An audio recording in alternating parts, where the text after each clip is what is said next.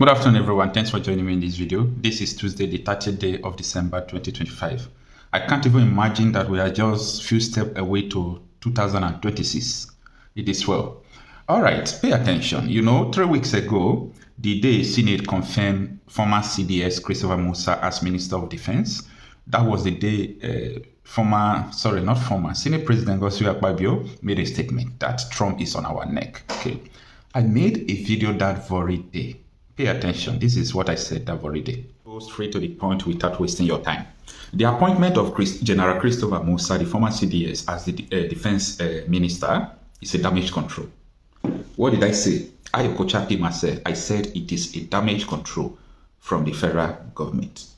You don't know this, but I'm telling you this. Maybe you are hearing it from me for the first time. It is a damage control. Now, you watch the details of what I said. You know the reason why I made the statement. I said it is all about to control narrative. Even though former CDS Musa is competent, even though he can do the job, but that was not the reason why they put him there. They want to use him to control narrative. Now, listen to what Sheikh Amegumi is telling the world, that Christopher Musa is a Christian, that he cannot kill Christians.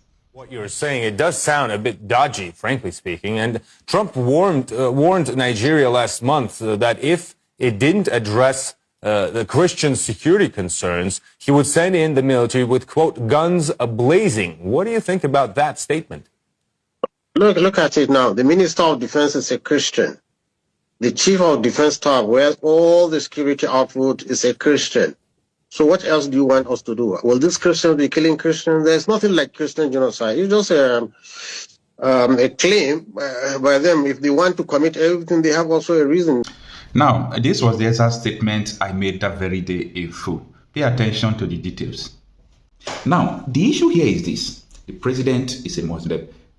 Being a Muslim is not the problem, don't quote me wrong. Being an atheist is not even the problem, don't quote me wrong. Being a Christian is not the problem, don't quote me wrong. But there is a narrative that they are trying to control.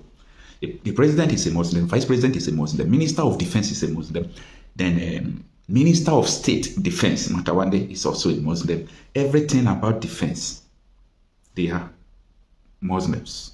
So, if everything is going on and look at their lineage, from Commander-in-Chief Federal Republic of Nigeria to Minister of Defense State, all of them are Muslims. And there is an allegation of agenda of bringing Nigeria under Sharia law completely. So, they said, who are we going to appoint who is a Christian into the Ministry of Defense? Since Trump, the US, the Department of War, already pressured us to sack both the Minister of Defense, both the Minister of Defense State, and so many other people in this cabinet. So let us respond to this. Let the Minister of Defense resign and said he resigned under health condition. Let us bring a Christian here. So that if anything is happening, they will say it is a Christian, oh, it is a Christian that is Chief of Defense, so the Chief of Defense cannot be overseeing the killing of Christians and adopting of Catholic school children. Damage control. I want Nigerians to be smart. If you are following me, you will be smart about insecurity and strategies in Nigeria. Now, they are appointing Christopher Musa. All right. Most of the time, if I'm doing my video, people who do not understand what is going on in Nigeria find it difficult to understand my videos because I am coming from the angle of the Kaaba, what they are discussing, what they are talking about. That secret court they call Kaaba. So most of the things I say is from their discussions, their intentions, their movements, what they want to do. So when they appointed Christopher Musa, I told people that now this is just a control narrative. And I made a statement. I said the major issue that Christopher Musa is going to have is because someone appointed him. So he's not in charge.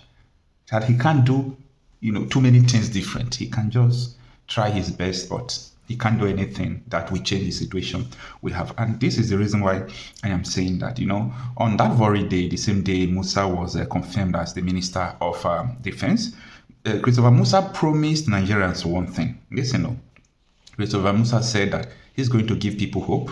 He's going to probe the people who called to withdraw the soldiers when helicopter that was painted green, white, and green was monitoring the kidnap of Catholic school children in Kebbi. He said he's going to probe who made the call that asked the soldiers to leave there. The soldiers they arrested, where are they today? The soldiers who withdrew, where are they? So, Christopher Musa have not updated the public. Can he? He can't. You know, I made a video again the other day, and I was talking about Christopher Musa, if he really want to fight insecurity, that he should start probing those who imported the terrorists into the country in 2015. People said it's not his duty, but this is what he promised to do on the Senate floor. He promised to do that. You know why I'm telling you what is? There is no good man that can save Nigeria. The system is gone. Nigeria has been sold.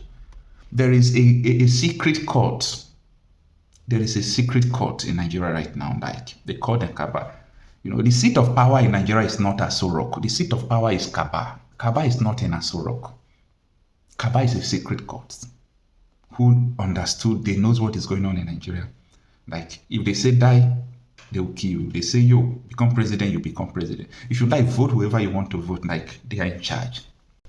And that is why I'm supporting this issue of, intervention from other countries, because I actually know that Nigeria don't have what it takes to solve this problem, because they want this problem. People who are leading us want this problem.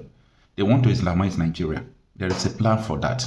Everything going on today, it started a long time ago. Former CDS, many of them have warned us. Former defense intelligence that have served Nigeria have warned us. A lot of chief of army staffs, they had warned Nigerians, but we do not hear. We do not understand. And now these people, they are bent to doing what they are doing. You see, the US is not, we never give up. You see, US is trying to make it a policy. I laugh at people who said, oh, if Trump did not do what he's supposed to do after 3 years, if Trump goes out, no, you don't understand what US is doing. US is trying to set up a policy against the Islamic, jihadists in Nigeria and extremists. They are setting up a policy that not even only America alone, that people are going to monitor these activities. Neutralizing them is an option. Regime change is an option. And letting Nigeria to part ways into different countries like Yugoslavia is also an option. So, pay attention. As regards the terrorists, yes, I'm happy.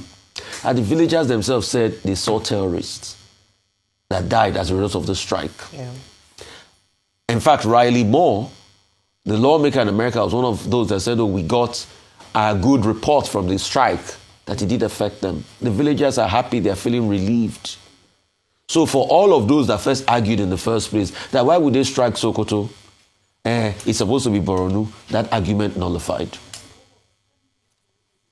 For people like Sheikh Gumi with all of his incendiary comments, hope he understands that we need to be able to fight terrorism.